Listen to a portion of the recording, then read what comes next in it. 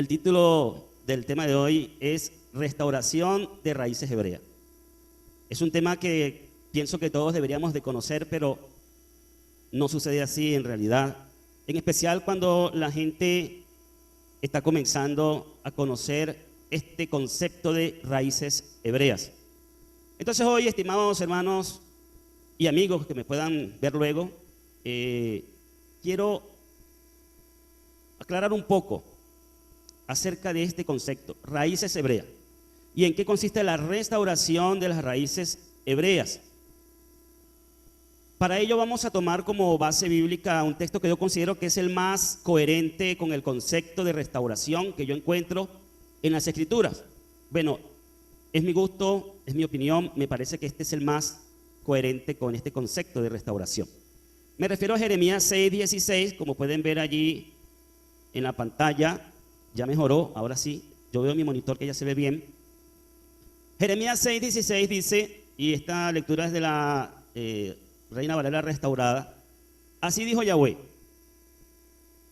párense en los caminos y miren y pregunten por las sendas antiguas, cuál sea el buen camino, y anden por él, y hallarán descanso para su alma. Amén.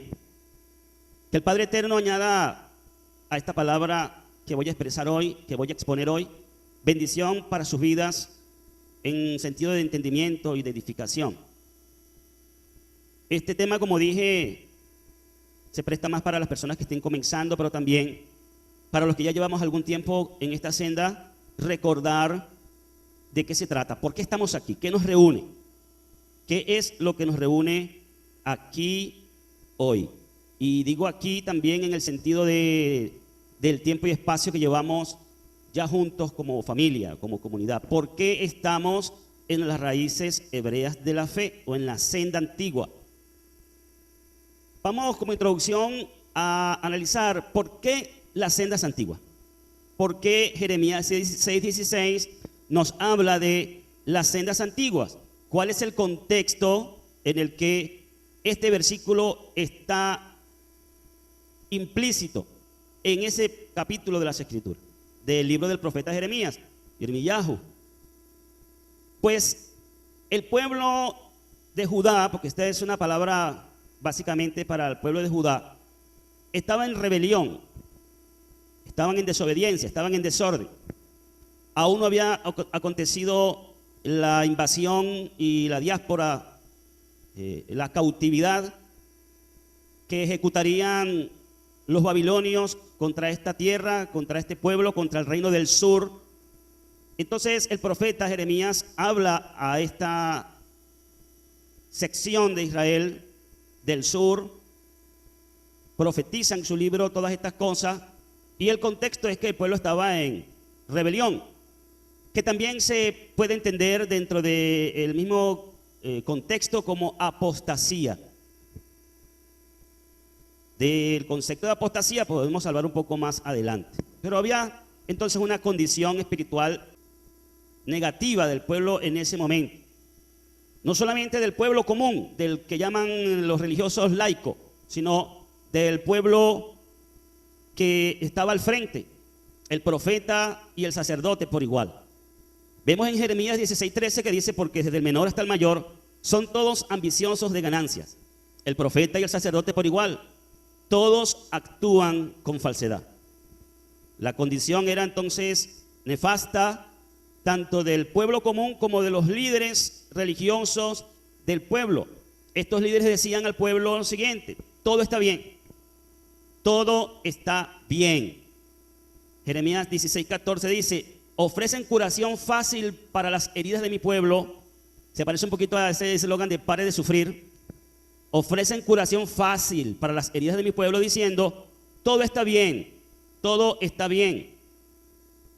En el trasfondo hebreo dice shalom, shalom, hay paz, hay paz. Cuando nada está bien, son falsos, están diciendo mentiras, es falsedad, están engañando al pueblo, los profetas y los sacerdotes. Ese es el contexto. En el capítulo 6, 15 dice que Yahweh estaba preparado para el castigo. Dice han actuado vergonzosamente, han hecho cosas aborrecibles. Sin embargo, no sienten vergüenza ni se puede hacer que se sonrojen. Ciertamente caerán entre los que caigan en el tiempo en que yo los castigue. Tropezarán, ha dicho Yahweh. Con relación al texto, dice la escritura, el texto base me refiero, dice un comentario bíblico más bien, de unos comentaristas que están sus nombres ahí en pantalla, los nombres de estas 3 personas que hacen este comentario bíblico, y ellos en ese comentario dicen sobre este texto lo siguiente: figura tomada de los viajeros que han equivocado el camino, los cuales se detienen en quieren cuál sea el camino por el que había comenzado a transitar y del que se han extraviado. Repito, están comentando el texto, párense en los caminos, pregunten por las sendas antiguas cuál es el buen camino. Y dicen los comentaristas que esto es una figura tomada de los viajeros que han equivocado el camino, los que se han desviado, han equivocado el camino, los cuales se detienen, lógicamente cuando un viajero equivoca el camino, se desvía, se detiene, e inquieren cuál sea el camino por el que habían comenzado a transitar, es decir, preguntan, vuelven el rostro hacia de dónde vienen, les corresponde regresar para encontrar de dónde, en qué momento extraviaron en la senda el camino y retomar de allí, ¿verdad?, para el camino correcto. Entonces, dice que este camino del que se habían extraviado son las sendas antiguas. Dice, las sendas antiguas, la idolatría y la apostasía son las sendas modernas. A mí me llama la atención este comentario, estimados hermanos, porque no es un comentario de raíces hebreas, es un comentario cristiano, que lo pueden encontrar en Eastword, en el programa de Eastword. Allí están el nombre del comentario. Y este comentario, estos comentaristas cristianos dicen que las sendas antiguas son el camino que debe encontrar el viajero, de acuerdo con el contexto del versículo que estamos leyendo, y que la idolatría y la apostasía son las sendas modernas. El culto del verdadero Dios, porque estoy leyendo como dicen ellos, el culto del verdadero Dios y la obediencia a sus mandamientos, las antiguas. Entonces miren el contraste que estos mismos comentaristas cristianos nos presentan aquí. La modernidad es la desviación del camino, que significa idolatría y apostasía, mientras que la senda antigua es el verdadero servicio a Yahweh. Y dice aquí algo que hay que resaltar: la obediencia a sus mandamientos. Pareciera que fuera un comentario de gente observante de la Torá, pero no, son cristianos de los que dicen que la Torá ha sido abolida. Así que digno de resaltar esto: la obediencia a sus mandamientos, las sendas antiguas, las antiguas. Importante. Muy bien. Entonces esta figura de el viajero nos sirve a nosotros para poder comprender mejor el pasaje. Y allí se nos habla de los caminos y del camino. La palabra camino, vamos a considerarla. Esta palabra camino, hay un verbo hebreo que es, yo no sé dónde lleva el acento esta palabra, no lo veo allí tampoco. Morillo se me puede ayudar en eso, si lo puede colocar.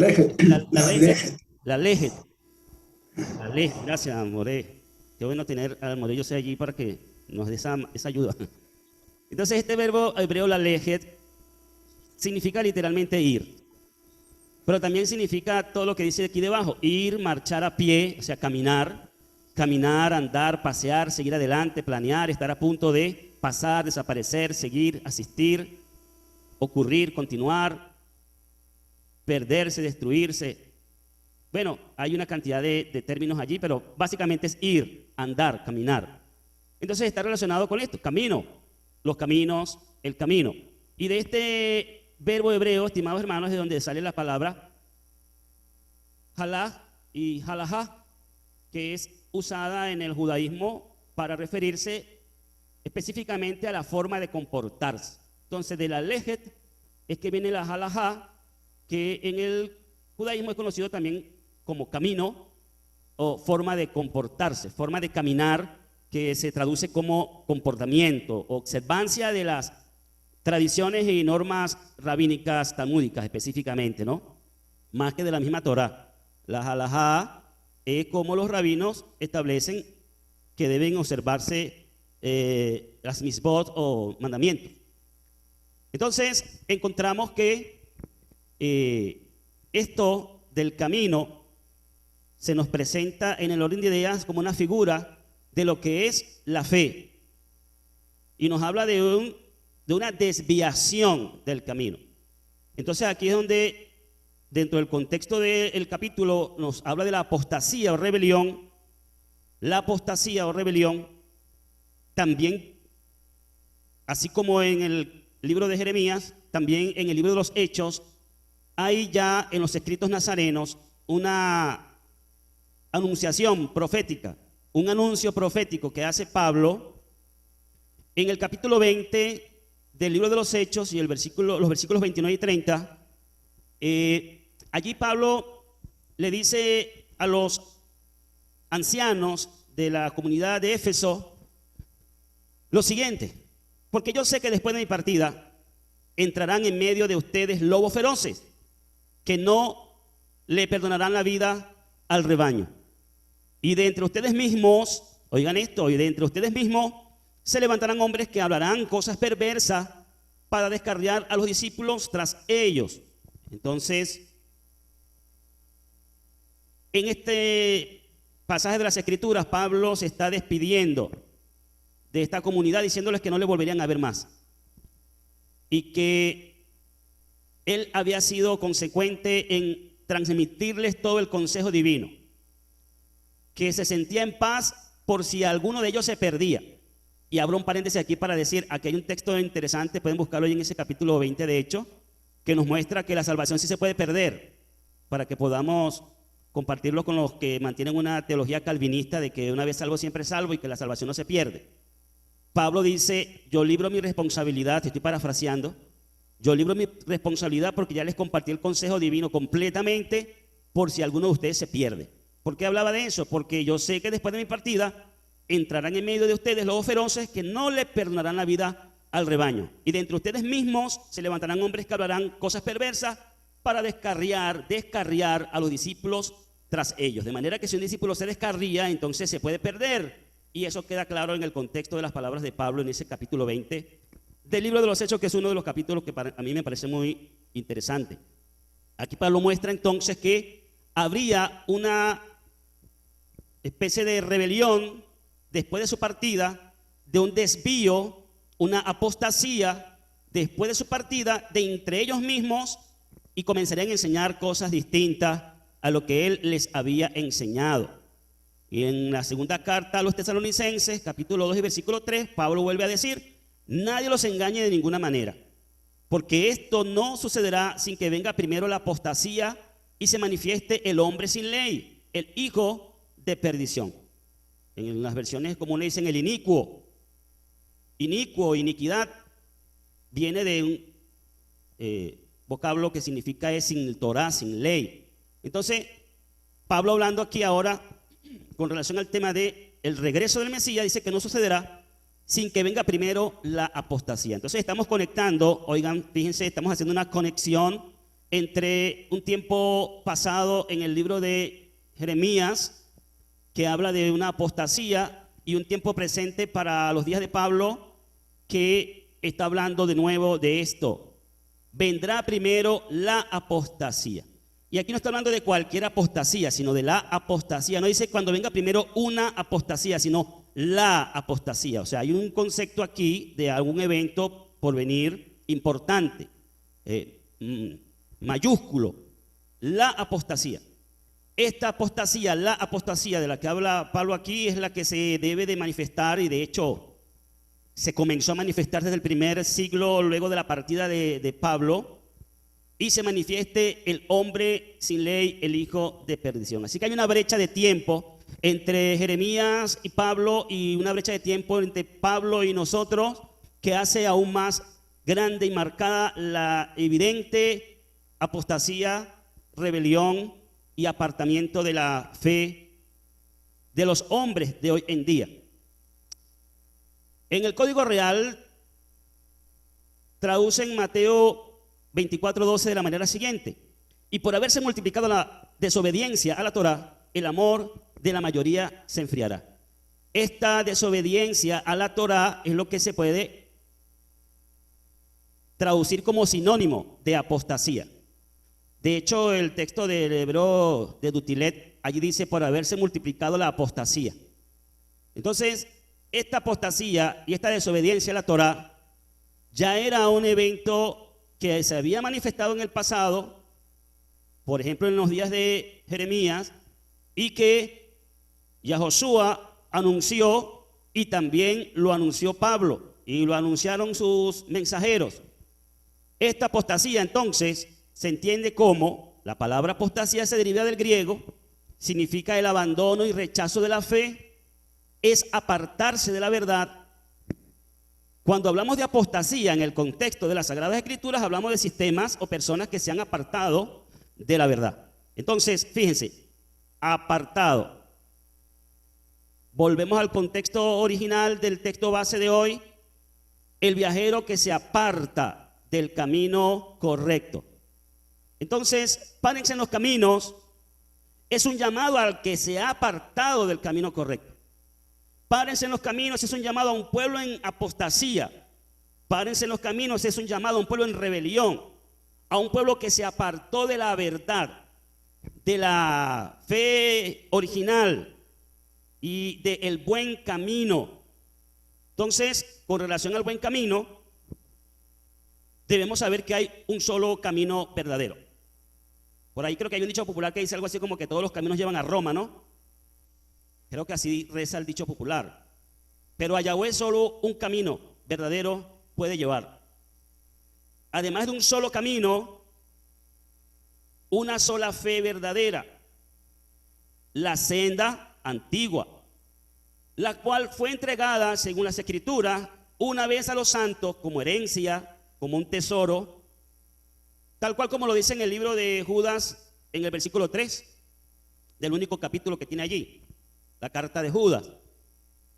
Amados, mientras me esforzaba por escribirles acerca de nuestra común salvación, me veo en la necesidad de escribirles para exhortarlos a que combatan eficazmente por, aquí está el concepto, la fe que se les entregó una vez a los santos. Entonces aquí está la fe mesiánica, la fe yahwista, la fe hebrea, la fe bíblica, es la que se les entregó una vez a los santos. Y esta palabra aquí, santos, es clave. Esta es una palabra que se utiliza en el contexto de las Escrituras para referirse a los hijos de Israel. No a los santos católicos, ni a los santos africanos, ni a ningún otro tipo de santos que existan por allí, sino al pueblo israelita, a los santificados, que es como los identifica las Escrituras. Entonces, a los hijos de Israel se les dio una vez la fe, se les reveló. A través de ellos es que hemos recibido nosotros, los no israelitas, los que venimos de las naciones, conocimiento de esa fe, porque a ellos les fue dada, son depositarios de las promesas y de la revelación del Padre eterno. ¿Van conmigo en la idea? Entonces, esa fe es antigua, no es moderna. La modernidad es contraria a la fe bíblica original. Eso está delante de nuestros propios ojos. Miremos, asomémonos a la ventana, miremos al mundo y veamos cómo cada día se modernizan más. Hay corrientes de pensamiento diversas y religiosas que van aportando cada vez nuevos elementos modernos a las cosas. Hoy tenemos defensa a la homosexualidad, defensa a la relación sexual de adultos con niños y cosas por el estilo. Derechos que exigen las personas hoy día, que son una franca rebelión contra la Escritura y la fe una vez dada a los santos. Entonces, el mundo está extraviado del camino y es importante entonces, cuando se está extraviado del camino, incluyendo dentro del contexto religioso que se ha apartado del camino de la senda antigua, del camino correcto, del camino original, Recordemos que los creyentes que hoy se definen como cristianos en la historia del cristianismo se separaron del camino desde muy temprano, en los inicios de este movimiento nazareno que comenzó a salir de la tierra de Israel para llevarse a las naciones, y allí comienza inmediatamente la separación, el desvío. El viajero de origen gentil se apartó, se desvió, perdió la senda. Entonces, el buen camino ha sido restaurado a través de Yahoshua, el Mesías. Entonces, mire la función importante que tiene Yahoshua en todo esto, además de ser el Redentor, además de ser el proyecto por medio del cual el Padre va a redimir a la humanidad, al judío primeramente y también a las naciones. Entonces Yahoshua tiene un trabajo de restauración del buen camino. Entonces podríamos decir en lenguaje simbólico que Yahoshua es como una señalización, como una señal en el camino. Ustedes saben, ¿no?, de esas señales que se ponen en el camino para darnos cuenta que nos desviamos, y entonces apunta con una flecha hacia donde debemos ir. Y esta flecha de Yahoshua apunta hacia atrás. Es imperativamente obligatorio y necesario desandar, regresar, volver al punto de partida, y es allí donde entramos en el concepto de lo que es restauración, volver al punto de partida donde se perdió la senda, el camino correcto, para entonces retomar la senda original. Y eso vino a hacer Yahoshua, entre otras cosas. Por eso dijo en Mateo 11, 28 y 29, vengan a mí todos los que están agobiados y cargados, y yo los haré descansar. Lleven mi yugo sobre ustedes y aprendan de mí, que soy manso y humilde de corazón. Y oigan esta última frase, que hay una conexión innegable. Hay una conexión innegable entre estas palabras del Mashiach y las palabras del profeta Jeremías. Y hallarán descanso para sus vidas, que es lo que las otras versiones traducen sus almas. Tanto la palabra de Yahweh a través del profeta Jeremías como la palabra de Yahoshua es un llamado a hallar descanso. ¿Por qué? Porque cuando el caminante, el viajero, se pierde, muchas veces suele suceder que camina y camina y camina. Por ahí hay un dicho también popular que dice: camina más que un perdido. ¿Lo han escuchado ustedes alguna vez? Que dice: he caminado más que un perdido. Bueno, el caminante, el viajero que se pierde del camino, entonces comienza a buscar el camino correcto y se agota de tanto caminar en la búsqueda, perdido, hasta hallarlo. Entonces, los que están cargados y trabajados, muchas veces puede ser de buscar el camino del cual se ha extraviado, y la humanidad anda así cargada y trabajada, cansada, agobiada, porque sus caminos no son los caminos de Yahweh. Entonces, el Mesías nos dice una palabra clave acá en este versículo 29 de Mateo 11, dice: mi yugo.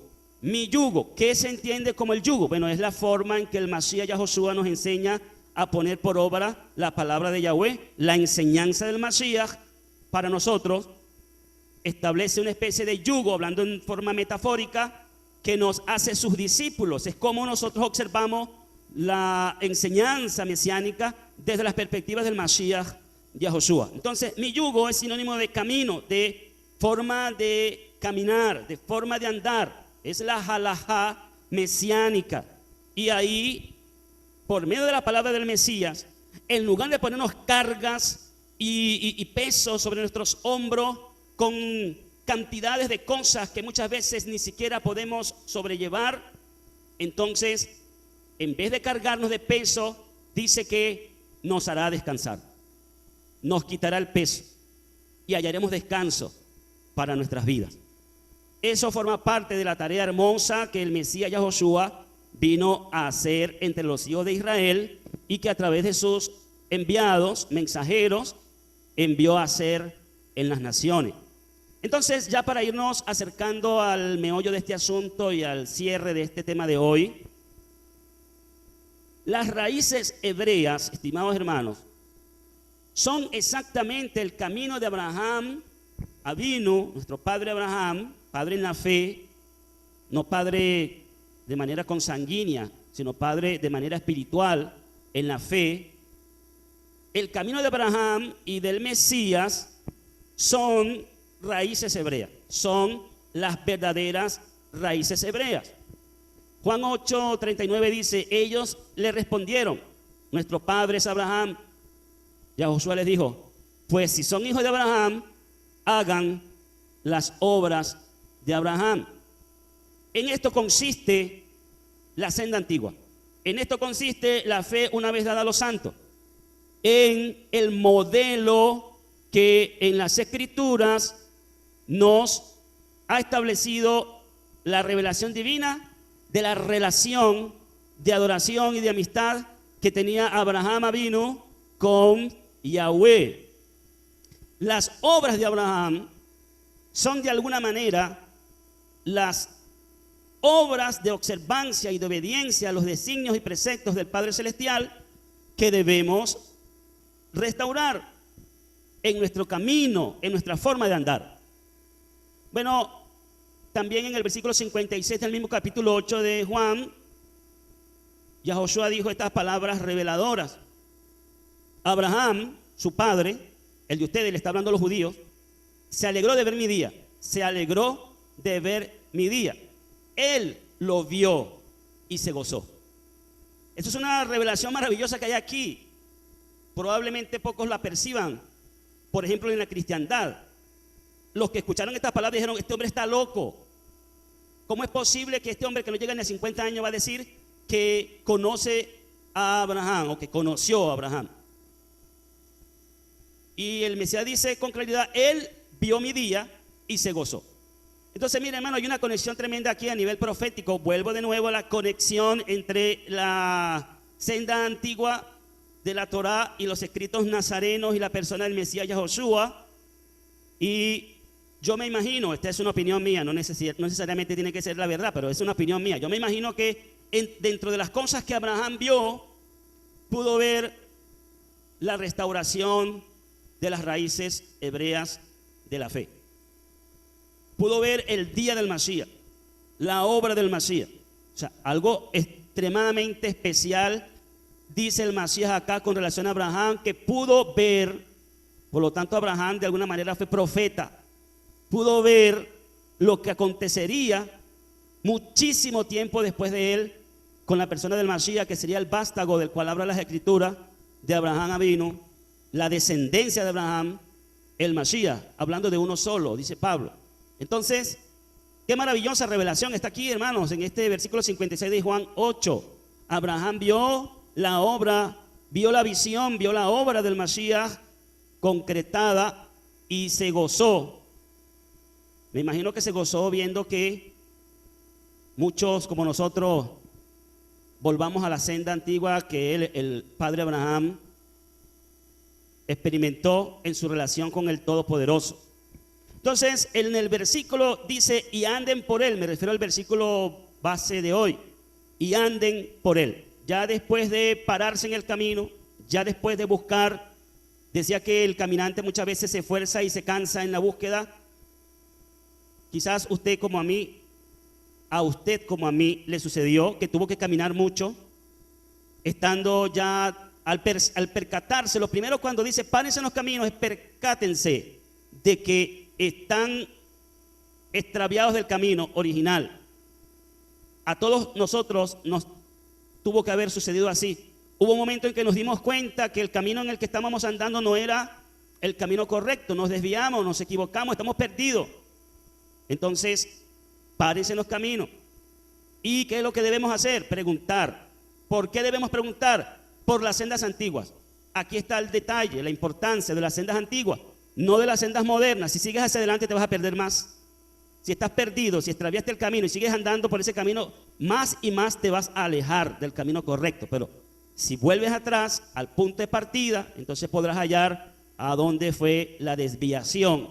Y allí, luego de haber hallado el camino, luego de haber identificado dónde fue que nos extraviamos, anden por él. Y anden por él es lo que se entiende como restauración. Andar por el camino correcto luego de haberse extraviado es la restauración. Entonces, la palabra restauración viene de un término griego que se conoce como apocatástasis y que, según diccionario de español, tiene como significado básicamente reparación o restablecimiento.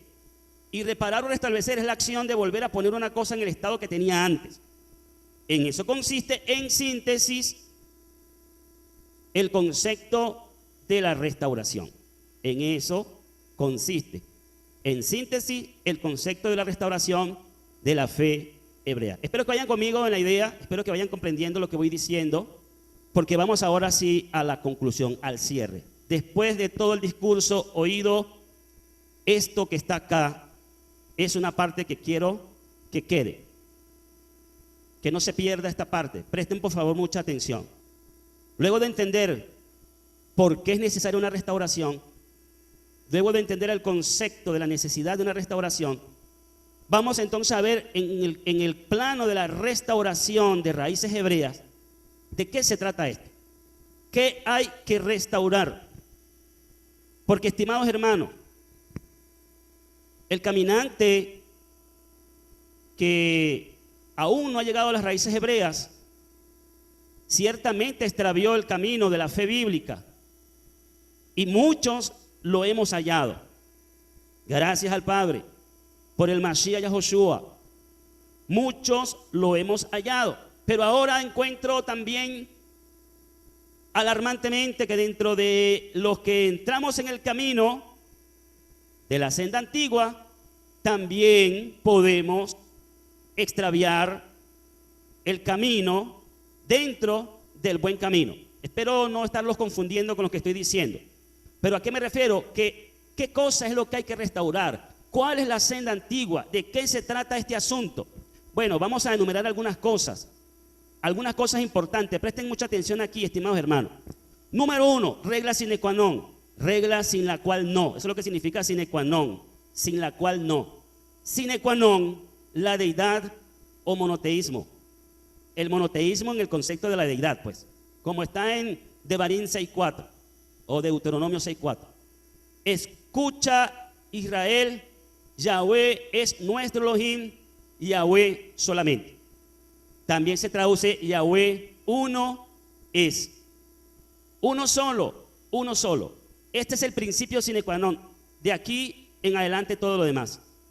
Si alguien que encontró el camino de la senda antigua dice que la deidad son más de una persona, permítame decirle con todo respeto y consideración que eso no es raíces hebreas, que eso no es senda antigua, que sigue extraviado en el camino, triste y lamentable.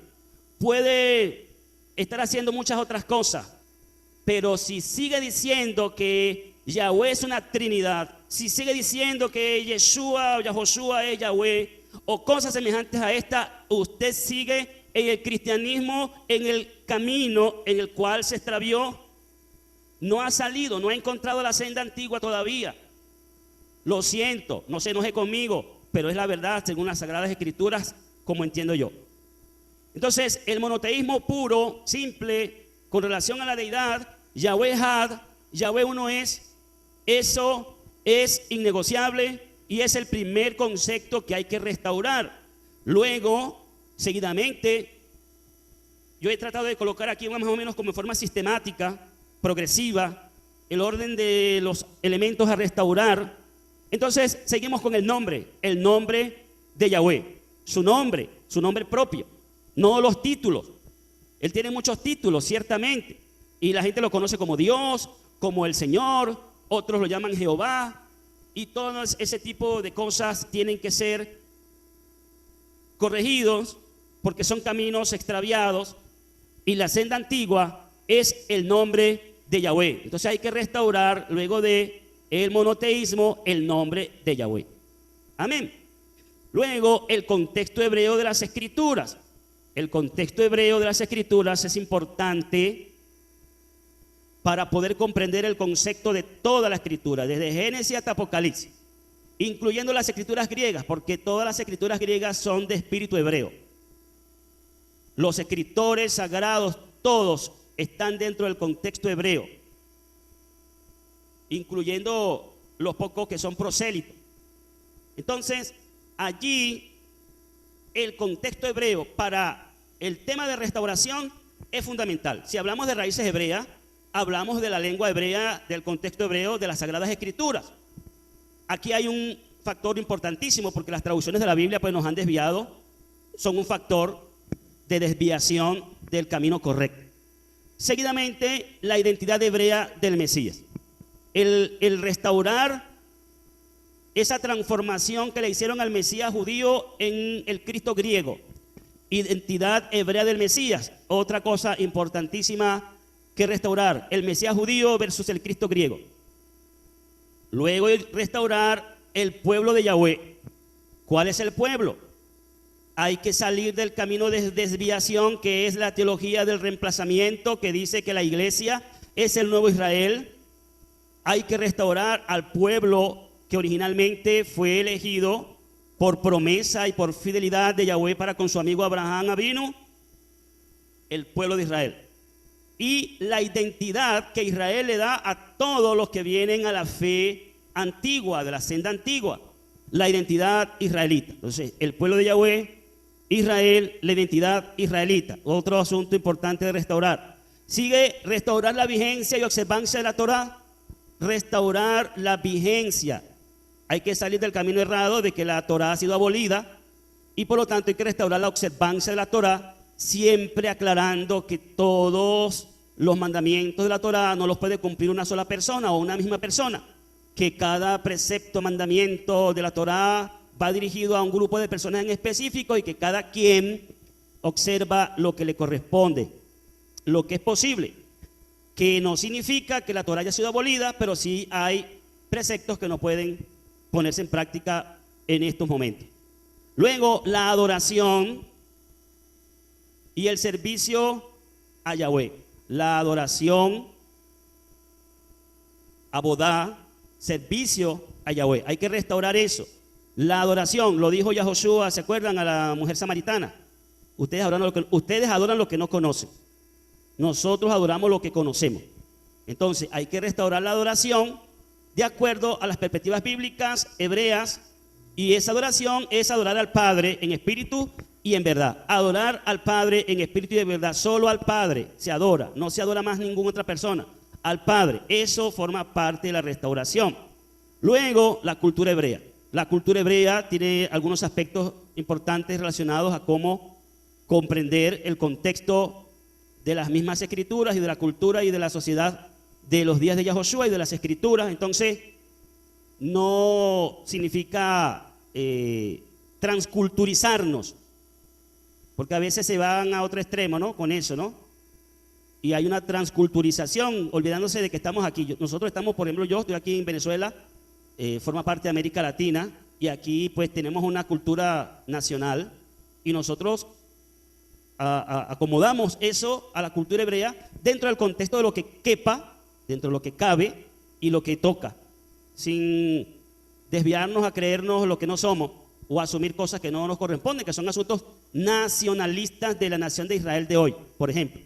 Luego tenemos el Shabbat, la observancia del Shabbat, salir del camino desviado del domingo, entrar al camino correcto del sábado.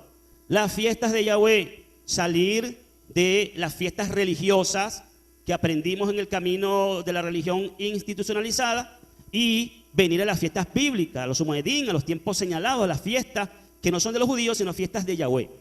Luego, la alimentación pura, comer de acuerdo a lo que la Torá establece que es puro o impuro, y eso también tiene que ser restaurado. Luego, el concepto bíblico de la salvación.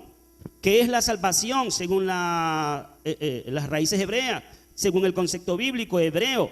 La salvación, que tiene un contexto muy amplio, un concepto bastante amplio, y que hay una palabra importantísima aquí, que es resurrección de los muertos. Eso, importante, restaurar el tema de la salvación, es decir, salir del camino equivocado de que los muertos están en el cielo o en el infierno y entender que hay un día de resurrección tanto para unos como para otros, y que nadie puede estar en ningún lugar vivo si está muerto, y menos puede ir a esos lugares sin haber pasado por un juicio que está dado al hombre que muera una sola vez y después de esto el juicio. Eso forma parte de la restauración. Luego, además de la salvación, hay que restaurar al Salvador. Sabemos que Yahoshua es conocido históricamente como el Salvador, y en cierto aspecto lo es el instrumento, el hombre que vino a entregar su vida, que derramó su sangre el enviado del Padre, pero el Salvador, según las Escrituras, está claro que es Yahweh quien salva, Yahweh. Y dice la Escritura que el que invoque el nombre de Yahweh será salvo. Entonces, Yahweh es el Salvador, solo que lo hizo a través del Mesías Yahoshua. Eso hay que restaurarlo también. Seguidamente, el regreso del Mesías. El regreso. Salir del camino errado, del rapto de la iglesia y de cosas semejantes a esa, y entender el contexto bíblico de lo que es el regreso del Mesías, lo que es el levantamiento o arrebatamiento en contraposición al rapto. Es otro tema de restauración. Vamos llegando al final. El reino de los cielos. Restaurar el reino de los cielos. No debe darnos nada negativo utilizar esta frase, reino de los cielos, porque el reino de los cielos es en la tierra. Hay que restaurar entonces el reino de los cielos en la tierra, el milenio, el gobierno mesiánico y el reino eterno, que todo eso será en esta tierra ya transformada y renovada. Por último, el evangelio del reino. En coherencia con este mensaje del reino de los cielos, entonces, al predicar, hay que restaurar el evangelio del reino. Todo ese concepto, Mateo 24:14, será predicado este evangelio del reino en todo el mundo para testimonio a todas las naciones, y entonces vendrá el fin. ¿Qué hay que predicarle a las naciones? El evangelio del reino, lo dice allí Mateo 24:14. Entonces, esto no es todo, pero sí creo que es lo principal y más importante de lo que se trata, el tema de las raíces o la restauración de las raíces hebreas. Y quiero concluir ya con esta nota final, estimados hermanos. Después de todo lo dicho, el fin de todo discurso es este, dice por allá en Eclesiastés: teme a Elohim y guarda sus mandamientos. Este es el todo del hombre. Pero el fin del discurso oído hoy es este, del mío. La nota final dice: la restauración de las raíces hebreas, estimados hermanos, no consiste en judaizar. Esto es importantísimo repetirlo una y mil veces. La restauración de las raíces hebreas de la fe bíblica original, la senda antigua, no consiste en judaizar, en el sentido de practicar las tradiciones del judaísmo rabínico. El judaísmo rabínico es modernidad. ¿Se acuerdan que hemos dicho en el discurso de hoy que las sendas antiguas son todo lo opuesto a la modernidad? Pues el judaísmo rabínico es moderno, en contraposición con la senda antigua. Entonces, no judaizar o no practicar tradiciones del judaísmo, eso no son raíces hebreas, eso no es restauración, de eso no se trata lo que habla las Escrituras. Eso es otra cosa. Tampoco se trata de hablar hebrañol. Y no digo esto para ofender a nadie, pero debemos comprender. Hablar hebrañol, yo llamo así, hebrañol. Hablar hebrañol no forma parte de raíces hebreas. No forma parte de lo que hay que restaurar. Eso es un concepto religioso que se ha transmitido a través de la práctica del judaísmo y de las tradiciones que lamentablemente mucha gente aprende por imitación. Mira, hay una cosa de la conducta humana. A mí me gusta mucho estudiar lo relacionado con la conducta humana. A mí me hubiese gustado ser psicólogo. Me gusta la psicología. Y cuando uno ve la conducta humana o estudia la conducta humana, ve que regularmente en los grupos se aprende por imitación. Si no le parece, acuérdese cuando usted se convirtió a una iglesia cristiana. Creo que la mayoría, si no todos, lo experimentaron. Una persona que se anexa a un grupo comienza a mirar lo que hace la gente allí, porque lógicamente no sabe, está nuevo y quiere aprender. Entonces, ¿cómo aprende? Aprende por imitación. Les voy a poner un ejemplo. Cuando yo empecé a reunirme en la iglesia cristiana a la cual pertenecí, yo no sabía orar como los cristianos evangélicos, entonces yo escuchaba las oraciones y ya me las fui aprendiendo, y aunque luego oraba con mi propio estilo, sí mantenía un patrón que era ya un patrón de conducta dentro de la iglesia a la que pertenecía, porque habían ciertas palabras que comúnmente y ciertos estilos o ciertas formas que comúnmente hacíamos todos al orar. Entonces aprendí por imitación, y así aprendemos muchas cosas por imitación. Entonces, esto de hablar hebrañol, estimados hermanos, una cosa que yo he visto no de ahora, de siempre, pero yo no le encuentro sentido a esto, ni le veo ninguna relación con la restauración de las raíces hebreas de la fe. Eso de hablar en una frase media frase en español y media frase en hebreo. Yo no lo entiendo. Algunos dicen que eso se trata de la purificación de labios, que es que estamos purificando nuestros labios y se han enfrascado en eliminarle palabras al español. Y ya yo de esto he hablado en otras ocasiones con mayor detenimiento. Pero yo no le veo eso sentido ni encuentro eso en las escrituras. Cuando la Biblia habla de purificación de labios no está hablando de eso, está hablando de sacar las palabras deshonestas de nuestra boca, la corrupción al hablar, lo malo al momento de expresarnos. No está hablando de cambiar las palabras españoles por palabras hebreas. Eso no tiene gracia ni sentido. O hablas hebreo o hablas español. Si quieres poner en práctica eso de la purificación de labios, entonces habla puro hebreo y habla solo con los hebreos parlantes. Pero si entiende que nuestro idioma, el mío en acá, el español de aquí de Venezuela, pues ese es el idioma con el que yo me relaciono con las personas. No tiene razonamiento lógico ponerme a hablar hebrañol con la gente acá. No tiene sentido, hermano. Hay ciertas palabras, muy pocas, que realmente uno evita porque ya tienen una connotación que tergiversa cosas que sí son realmente necesarias de restaurar, como el nombre de Yahweh, por ejemplo. Entonces, si le seguimos diciendo Jehová o le seguimos diciendo Dios o el Señor, entonces ya distorsiona un poco la realidad de lo que hay que restaurar. Pero hablar hebrañol no tiene sentido, estimados hermanos, se lo digo con afecto y de corazón. A mí honestamente les digo, me incomoda eso desde toda la vida, que he visto siempre hacer eso. Entonces, hablan una frase y la mayoría de la frase está puesta en palabras hebreo o la fonética hebrea, y que eso no piensa el que lo hace en el que no conoce ni siquiera esa frase hebrea. Entonces, si yo me pongo a escribir aquí en este chat, estimados hermanos, con esto concluyo. Hebrañol, y hay gente nueva aquí, me va a tener que preguntar, ¿y qué significa esta cosa? ¿Y qué significa esta otra? Y yo me pregunto, ¿pero qué necesidad tengo yo de hablar hebrañol si aquí todos los que estamos hablamos español? Hablemos en el idioma nuestro. ¿Sabe para qué se estudia hebreo, hermano? No para hablar hebreo. ¿Sabe para qué se debe restaurar el contexto hebreo de las escrituras? No para volvernos hebreoparlantes, porque, bueno, a menos que tengamos pensado mudarnos a Israel y allá así, necesitamos hablar en el idioma hebreo con la sociedad allí, con la gente que nos rodee. Pero si estamos aquí, si no nos hemos ido a Israel, entonces hablemos nuestro idioma con las personas para que nos entiendan. Eso forma parte de conceptos de la comunicación eficaz y los códigos adecuados para comunicarnos al momento de hablar con las personas. ¿Para qué estudiamos hebreo? Estudiamos hebreo para comprender el contexto de las enseñanzas bíblicas.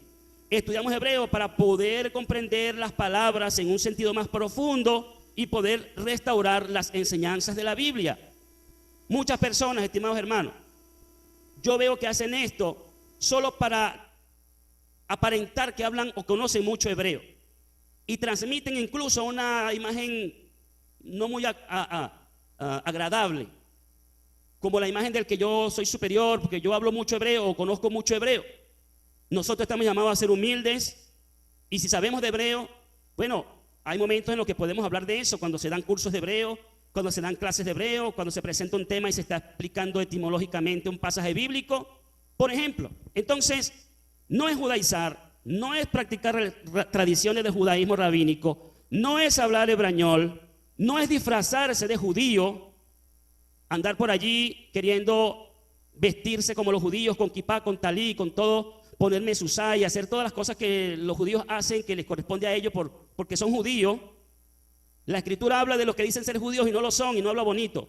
Entonces yo no tengo por qué pretender, imitar, disfrazarme de judío si no lo soy.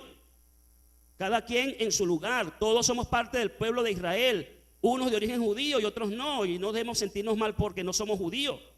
A mí me hubiese gustado haber nacido judío, ser por vía consanguínea parte de Israel, pero eso no es lo importante. Las raíces hebreas venimos a ser de manera sobrenatural hijos e hijas con el espíritu de adopción que nos ha sido dado. No necesitamos tener sangre y apellido judío ni nada que ver con eso. Nos ha puesto el Padre en una posición de igualdad semejante a ellos. Inclusive muchos de ellos fueron desgajados para que tú y yo entráramos en el olivo natural. Eso es importante. Todo eso es por medio del Mesías. Entonces no ubiquémonos en nuestra identidad. Somos israelitas pero no judíos. Somos israelitas por medio de la fe, hijos de Abraham por medio de la fe.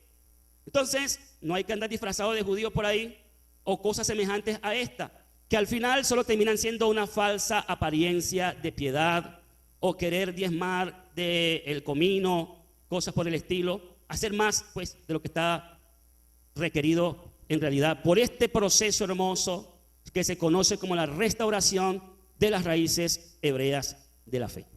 Bueno, mis amados hermanos, muy agradecido. Me disculpan si en algún momento me exalto en las emociones al momento de hablar. No es porque esté molesto ni nada por el estilo, sino porque siento lo que estoy diciendo.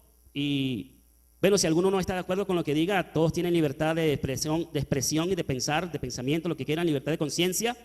Y aquí todos habitamos juntos en armonía, en medio de la diversidad y de las diferencias. Así que muy agradecido, permítanme cerrar aquí. Bendiciones para los que puedan ver esta grabación en algún momento y bendiciones para los presentes. Voy a dejar de compartir pantalla.